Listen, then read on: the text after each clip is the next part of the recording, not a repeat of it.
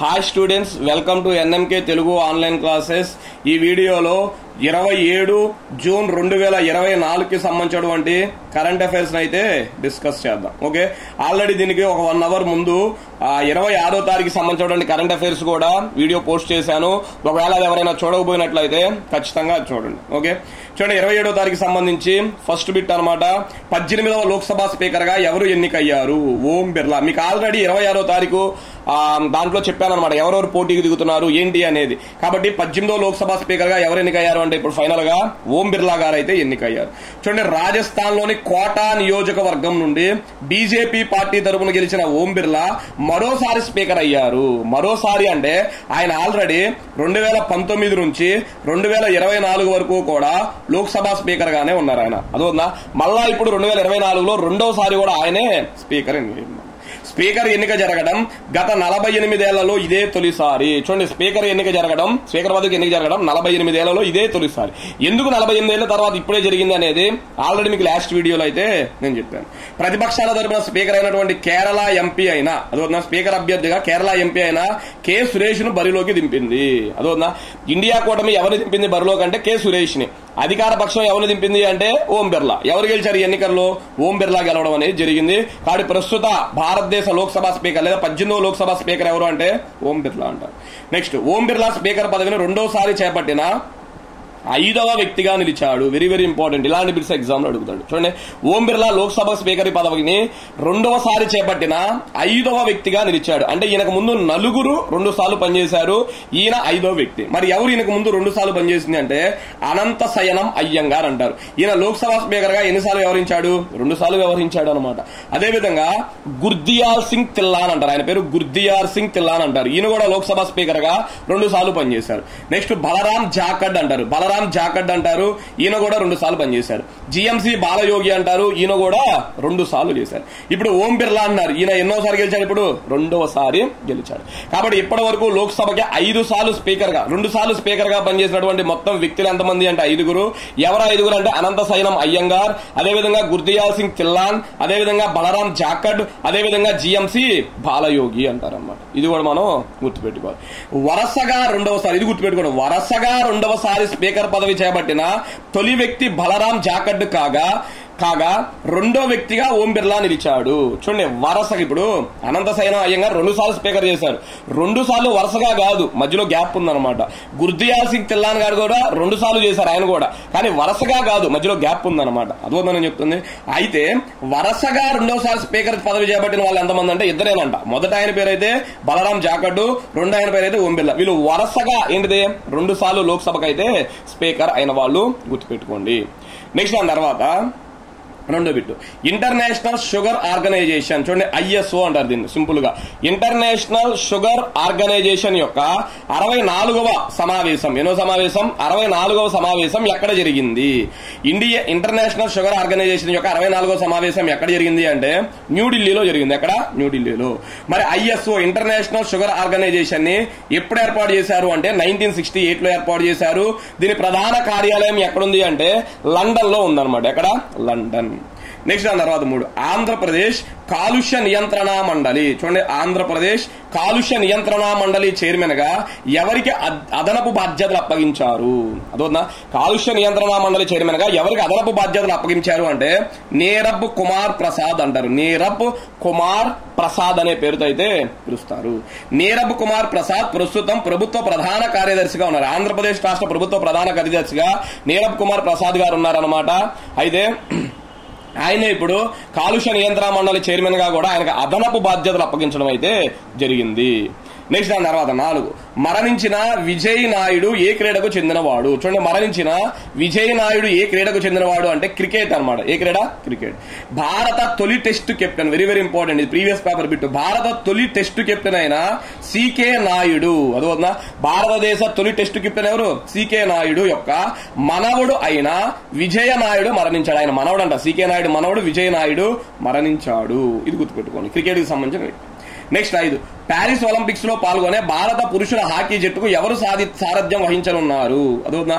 Paris Olympics లో పాల్గొనే భారత పురుషుల హాకీ జట్టుకు ఎవరు సారథ్యం వహించనున్నారు అంటే హర్మన్ ప్రీత్ సింగ్ అంటారు. ఆయన పేరు హర్మన్ ప్రీత్ సింగ్. హాకీ జట్టుకు కెప్టెన్ గా అయితే ఏది ఈ ప్యారిస్ ఒలింపిక్స్ లో భారతదేశం తరపున ఉన్నాడు. నెక్స్ట్ దాని తర్వాత 6 వన్డే క్రికెట్ మ్యాచ్ లో వరుసగా 2 సెంచరీలు సాధించిన తొలి భారతీయ మహిళా క్రికెటర్ ఎవరు? వెరీ వెరీ ఇంపార్టెంట్ అనమాట. అదొందా? వన్డే క్రికెట్ లో వరుసగా 2 సెంచరీలు చేసిన తొలి భారతీయ మహిళా క్రికెటర్ ఎవరు? వరుసగా 2 సెంచరీలు అంట. అదొందా? ఆమె పేరేం పేరు అంటే స్మృతి మంధానా. ఇంతవరకు ఏ భారతీయురాలు కూడా వరుసగా 2 మ్యాచ్లో 2 సెంచరీలు చేయలేదన్నమాట. First time. చూడండి, మహిళల క్రికెట్ లో సెంచరీ చేయడం అనేది చాలా కష్టమైన పని. పురుషుల్లోనే చాలా కష్టం సెంచరీ అనేది. మహిళ ఇంకా కష్టం అనమాట. మహా అయితే 60, 70, 80 ఈ మధ్య స్కోరే కొడతారనమాట. అలాంటిది సెంచరీ చేయడమే కష్టము. కానీ వరుసగా 2 మ్యాచ్లో 2 సెంచరీలు చేసి రికార్డు సృష్టించింది. ఆమె పేరు స్మృతి మంధానా అంటారు. నెక్స్ట్ 7 భారత సెంటర్. చూడండి, Bharat Centre of Olympic Research and Education అంటారు అనమాట. అదొందా? Bharat Centre of Olympic Research and Education. Simple గా దాన్ని ఏమనిపిస్తారంటే చూడండి, Bharat Centre of Olympics Research and Education ను ఎక్కడ ప్రారంభించారు? దీన్ని ఎక్కడ ప్రారంభించారు అంటే గుజరాత్ లో ప్రారంభించారు. ఎక్కడ? గుజరాత్ లోని గాంధీనగర్ జిల్లాలోని రాష్ట్రీయ రక్షా విశ్వవిద్యాలయంలో దీనిని ప్రారంభించారు. గుజరాత్ లోని గాంధీనగర్ జిల్లాలోని రాష్ట్రీయ రక్షా విశ్వవిద్యాలయంలో దీన్ని అయితే ప్రారంభించారు. మరి దీన్ని ఎవరు ప్రారంభించారు? చూడండి, ఇండియన్ ఒలింపిక్ అసోసియేషన్ ప్రెసిడెంట్ అనమాట. ఇండియన్ ఒలింపిక్ అసోసియేషన్ ప్రెసిడెంట్ అయిన పిటి ఉషా దీనిని ప్రారంభించారు. ఇండియన్ ఒలింపిక్ అసోసియేషన్ ప్రెసిడెంట్ ఎవరు? పిటి ఉషా గారు దీన్ని ప్రారంభించడం అయితే జరిగింది. నెక్స్ట్ 9 చూడండి, 8వ బిట్ వైఎస్ఆర్ రైతు భరోసా. మొన్నటి వరకు వైఎస్ఆర్ రైతు భరోసా అని పిలిచేవాళ్ళు ఆంధ్రప్రదేశ్ లో. వైఎస్ఆర్ రైతు భరోసా వెబ్సైట్ ఏమని పేరు మార్చారు అంటే అన్నదాత సుఖీభవ అంటారు. ఏంటిది? అన్నదాత సుఖీభవ. నెక్స్ట్ దాని తర్వాత 2024-25 ఆర్థిక సంవత్సరానికి భారత వృద్ధి రేటు సుమారు ఎంత శాతానికి చేరవచ్చు అని ఎన్సీఏఈఆర్ సంస్థ వెల్లడించింది. చూడండి, భారతదేశ ఆర్థిక వృద్ధి రేటు ఎంతగా ఉండవచ్చు అని చెప్పి ఎన్సీఏఆర్ సంస్థ వెల్లడించింది అంటే సుమారు 7.5% వరకు వెళ్ళవచ్చు అని చెప్పి. ఇది ఎగ్జాక్ట్ కాదు, సుమారు 7.5% అభివృద్ధి చెందొచ్చు అని చెప్పారన్నమాట. మరి ఎన్సీఏఈఆర్ అంటే అర్థం ఏంటి అంటే చూడండి, నేషనల్ ఎన్ అంటారు, council of C, applied A, economic E, research R అనమాట. అదొందా? National Council of Applied Economic Research అనే పేరుతో అయితే పిలుస్తారు. నెక్స్ట్ దాని తర్వాత చూడండి 10 లోక్సభ విపక్ష నేతగా స్పీకర్ ఎవరిని అధికారికంగా గుర్తించారు? చూడండి, లోక్సభ విపక్ష నేతగా స్పీకర్ ఎవరిని అధికారికంగా గుర్తించాడు అంటే రాహుల్ గాంధీ. ఎవరు? రాహుల్ గాంధీ. ఆల్రెడీ బిట్టు చెప్పాము. అయితే మరి దాన్ని ఖచ్చితంగా స్పీకర్ ఆమోదించాలి కదా. స్పీకర్ అయితే ఆమోదించడం జరిగింది. నెక్స్ట్ నాటో సెక్రటరీ జనరల్ గా ఎవరు నియమితులయ్యారు అంటే మార్కు రుట్టే అంటారు. చూడండి, నాటో సెక్రటరీ జనరల్ గా ఎవరు నియమితులయ్యారంటే మార్కు రుట్టే. యాక్చువల్ గా ఈ బిట్టు వెనకమాల వీడియోలో కూడా చెప్పాను. అదోనా ఎన్నిక కానున్నారు అని చెప్పాను అప్పుడు. ఇప్పుడు ఎన్నిక అయిపోయారనమాట మార్కు రుట్టే. నాటో అంటే నార్త్ అట్లాంటిక్ ట్రీటీ ఆర్గనైజేషన్ అని చెప్పి లాస్ట్ వీడియోలో చెప్పాను. బెల్జియంలోని బ్రసెల్స్ లో దీని ప్రధాన కార్యాలయం ఉందని కూడా లాస్ట్ వీడియోలో చెప్పేసి ఇక్కడ చెప్పట్లా. చూడండి, నెదర్లాండ్స్ ప్రధానమంత్రి అయినా ఈయన ఒకప్పుడు నెదర్లాండ్స్ కి ప్రధానమంత్రిగా కూడా చేశాడు. నెదర్లాండ్స్ ప్రధానమంత్రి అయిన మార్కు రుట్టే నాటో సెక్రటరీ జనరల్ గా నియమితులయ్యారు. ఇది గుర్తుపెట్టుకోండి. నెక్స్ట్ దాని తర్వాత 12వ బిట్ అనమాట. ఇండియన్ ఓవర్సీస్ కాంగ్రెస్ అంటారు. ఇండియన్ ఓవర్సీస్ కాంగ్రెస్ చైర్మన్ గా మరలా ఎవరు నియమితులయ్యారు? అదోనా, ఇండియన్ ఓవర్సీస్ కాంగ్రెస్ చైర్మన్ గా మరలా ఎవరు నియమితులయ్యారు అంటే శ్యామ్ పిట్రోడా అంటారు. ఏం పేరు? శ్యామ్ పిట్రోడా అంటారు అనమాట. చూడండి, శ్యామ్ పిట్రోడా ఇటీవల ఆయన చేసిన కొన్ని వ్యాఖ్యలు వివాదాస్పదం అవ్వడంతో ఆయన రాజీనామా చేశారు. మళ్ళా ఇప్పుడు ఇతన్నే చైర్మన్ గా కాంగ్రెస్ పార్టీ నియమించింది. చూడండి, కొన్ని రోజుల క్రితం ఎలక్షన్ సమయంలో ఈయన ఒక వ్యాఖ్య చేశాడు అనమాట. ఏ వ్యాఖ్య చేశాడు అంటే దక్షిణ భారతీయులందరూ కూడా చూడడానికి ఆఫ్రికన్స్ లాగా ఉంటారు, నల్ల జాతి వాళ్ళు లాగా ఉంటారు, పూర్తిగా నల్లగా ఉంటారు అని కొన్ని వివాదాస్పద వ్యాఖ్యలు చేయడంతో అది పెద్ద దుమారం రేగి బీజేపీ దాన్ని టార్గెట్ చేయడంతో ఈయన వెంటనే ఏం చేశాడు అంటే ఇండియన్ ఓవర్సీస్ కాంగ్రెస్ పదవికి రాజీనామా చేశాడు. శ్యామ్ పిట్రోడా అనమాట. ఇప్పుడు ఎలక్షన్స్ అయిపోయినాయి కదా, మళ్ళా కాంగ్రెస్ పార్టీ ఎవరిని నియమించేసింది? శ్యామ్ పిట్రోడాని నియమించడం అయితే జరిగింది. గుర్తుపెట్టుకోండి. నెక్స్ట్ దాని తర్వాత చూడండి 13వ బిట్ అనమాట. 13వ బిట్ వరల్డ్ క్రాఫ్ట్ కౌన్సిల్ అంటారు, WCC అంటారు. చూడండి ఇది ఇంపార్టెంట్ బిట్, అడగడానికి ఛాన్స్ ఉన్నటువంటి బిట్ అనమాట. అదవునా వరల్డ్ క్రాఫ్ట్ కౌన్సిల్ వారు వరల్డ్ క్రాఫ్ట్ సిటీగా భారతదేశంలో ఏ నగరాన్ని గుర్తించారు అంటే శ్రీనగర్ ని గుర్తించారు. దీన్ని శ్రీనగర్, జమ్మూ అండ్ కాశ్మీర్ లో ఉంటది. దీన్ని వరల్డ్ క్రాఫ్ట్ సిటీగా అయితే గుర్తించారు. శ్రీనగర్ భారతదేశంలో 4వ వరల్డ్ క్రాఫ్ట్ సిటీగా గుర్తింపు పొందింది. శ్రీనగర్ అనేది భారతదేశంలో ఎన్నోదంట 4వ వరల్డ్ క్రాఫ్ట్ సిటీగా గుర్తింపు పొందింది. అంటే దీనికన్నా ముందు ఎన్నున్నాయి వరల్డ్ క్రాఫ్ట్ సిటీలు భారతదేశంలో అంటే 3 ఉన్నాయి అనమాట. ఎన్నున్నాయి? 3. చూడండి దాంట్లో వచ్చేటప్పటికి మైసూర్ అంటారు, ఎక్కడ అంటే కర్ణాటక. 2 మలప్పురం అంటారు. చూడండి మలప్పురం అంటారు అనమాట. మలప్పురం MALAPPURAM మలప్పురం అంటారు. ఇది ఏ రాష్ట్రంలో ఉంది అంటే కేరళ రాష్ట్రంలో ఉందన్నమాట. అక్కడ కేరళ రాష్ట్రంలోని మలప్పురం 2వ వరల్డ్ క్రాఫ్ట్ సిటీ. 3వది ఏంటిదంటే జైపూర్ అంటారు. జైపూర్ అనేది ఏ రాష్ట్రము అంటే రాజస్థాన్ రాష్ట్రం. ఏంటిది? రాజస్థాన్. అదేవిధంగా శ్రీనగర్ అంటారు. శ్రీనగర్ ఎక్కడ ఉంది అంటే జమ్మూ అండ్ కాశ్మీర్ లో అయితే ఉంది. కానీ భారతదేశంలో మొత్తం వరల్డ్ క్రాఫ్ట్ సిటీలు ఎన్ని ఉన్నాయి ప్రస్తుతం అంటే 4 ఉన్నాయి, గుర్తుపెట్టుకోండి. నెక్స్ట్ దాని తర్వాత 14. చూడండి మొత్తం 17 బిట్స్ ఉన్నాయి అనమాట. అదవుతుందా? నెక్స్ట్ దాని తర్వాత వచ్చేటప్పటికి 14.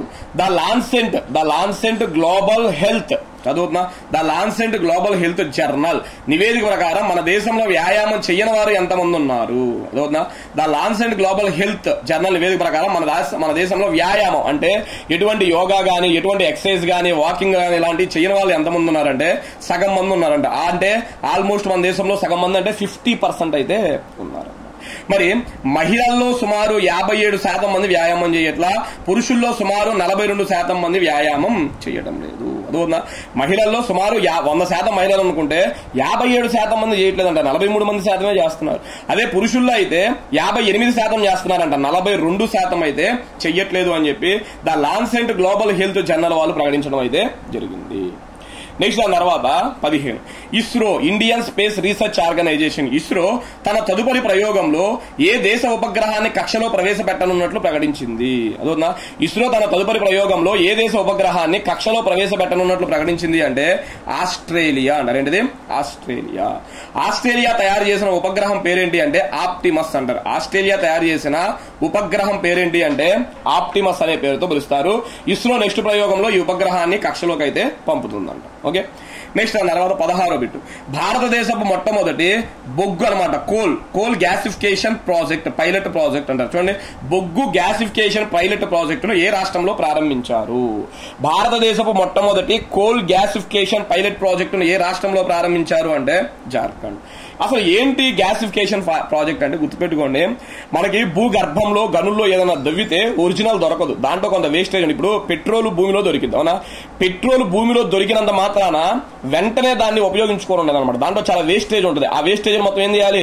ఆ పెట్రోల్ పైకి తీసుకొచ్చి వేస్టేజ్ మొత్తం తీసేసిన తర్వాత పెట్రోల్ నే మనం వాడుకుంటా ఉంటాం అనమాట. ఓకే ఇప్పుడు బొగ్గు కూడా అంతే, భూమిలో దొరకగానే దాన్ని అట్లాగే అమ్మేసారు, బయటికి తీసుకొచ్చి దాంట్లో కొంత వేస్టేజ్ ఉంటుంది అనమాట. ఆ వేస్టేజ్ మొత్తాన్ని కూడా భూమి మీద తీసేస్తారు. ఇప్పుడు గ్యాసిఫికేషన్ పైలట్ అంటే అర్థం ఏంటి అంటే భూమి లోపల తవ్వుతారు, ఎక్కడైతే దొరికిద్దో అక్కడే దాన్ని శుద్ధి చేసేస్తారు. అదవుతున్నా వేస్టేజ్ మొత్తం తీసేసి ఒకేసారి పైకి తీసుకొస్తారు. దాన్నే గ్యాసిఫికేషన్ పైలట్ ప్రాజెక్ట్ అంటారు. చూడండి కింద బొగ్గును వెలికి తీసి శుద్ధి చేసే ప్రక్రియ భూగర్భంలోనే జరగనుంది. అదవుతున్నా దాన్నే గ్యాసిఫికేషన్ అంటారు, గుర్తుపెట్టు. నెక్స్ట్ బిట్ భారత తొలి కృత్రిమ మేధా విశ్వవిద్యాలయం. కృత్రిమ మేధ అంటే AI అనమాట, ఇంగ్లీష్ లో ఆర్టిఫిషియల్ ఇంటెలిజెన్స్ అంటారు.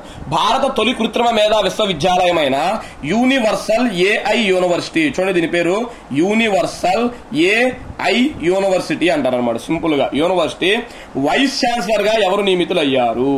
అదవుతుందా universal AI university vice chancellor గా ఎవరు నియమితులయ్యారు అంటే ఆయన పేరు సైమన్ మాక్ అంటారు. ఏం పేరు? సైమన్ మాక్ అనే పేరుతో అయితే పిలుస్తారు. యూనివర్సల్ AI యూనివర్సిటీ ఎక్కడుంది అంటే ముంబైలో ఉంది. ఎక్కడుంది? ముంబైలో ఉంది. దీన్ని ఏ సంవత్సరం ఏర్పాటు చేశారు అంటే 2009లో అయితే ఏర్పాటు చేశారు. ఓకే ఇవి స్టూడెంట్స్ మనకి ప్రధానంగా ఎన్నో తారీఖు 27వ తారీఖు సంబంధించినటువంటి కరెంట్ అఫైర్స్ అనమాట. నెక్స్ట్ 28వ తారీఖు కూడా రాసేసాను. మళ్ళా ఒక 1 hour 2 hours లోపే ఈ వీడియోను కూడా అప్లోడ్ చేసి మీ ముందుకైతే తీసుకొస్తాను. Okay thank you students.